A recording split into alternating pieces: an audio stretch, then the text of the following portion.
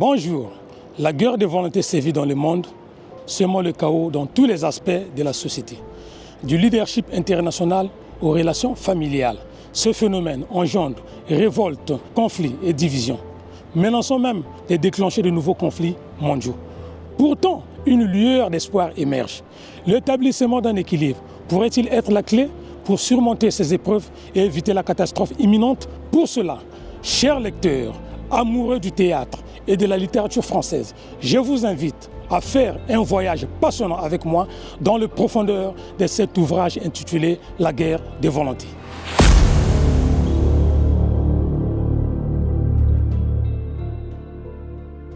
Alors, nous voilà maintenant dans les profondeurs de cet ouvrage. La première partie évoque les actuels conflits faisant la une des journaux dans le monde. Par exemple, la guerre qui oppose la Russie à l'Ukraine depuis plus de 2 ou 3 ans. La guerre entre l'Israël et le Hamas. Les conflits entre quelques pays africains de la zone franc et la métropole.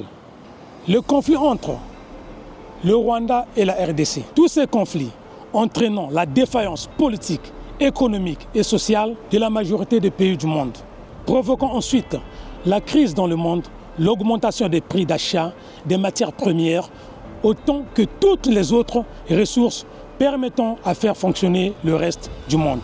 C'est cela qu'on appelle les États dans la mêlée. Pour cela, je vous invite à suivre dans un extrait ce qui se passe réellement dans le monde par cette guerre de volonté. Les opérations de secours se poursuivent après le bombardement meurtrier d'un hôpital pour enfants à Kiev qui a fait 2 morts et 32 blessés. Israël a ordonné l'évacuation de la ville de Gaza, que des milliers de Palestiniens ont déjà fui à la suite des bombardements intensifs au début du conflit. Une visite au ton alarmiste, à la hauteur de la gravité de la situation. Washington redoute en effet une guerre totale et appelle tous les acteurs du conflit à une désescalade d'urgence. La panique des réfugiés congolais sur fond d'affrontement entre les rebelles du M23 et les soldats de la République démocratique du Congo, à Goma. Le pouvoir central refuse de négocier avec les insurgés. Kinshasa accuse le Rwanda voisin d'être à l'origine du soulèvement. L'armée congolaise aurait d'ailleurs procédé à des tirs au-delà de ses frontières.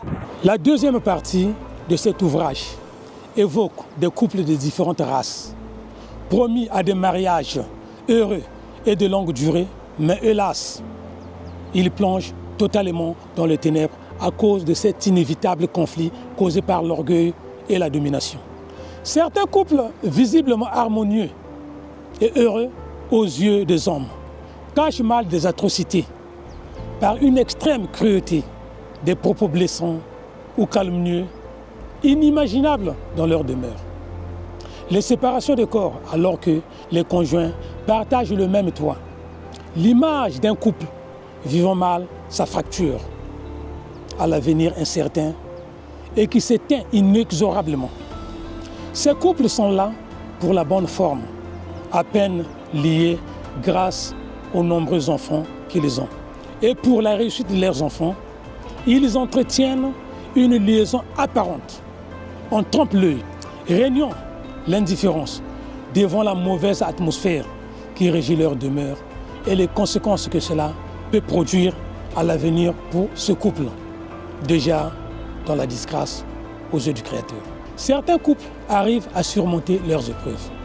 Par contre, d'autres plongent dans les ténèbres infinies. Ceci est intitulé « Les foyers en ébullition ».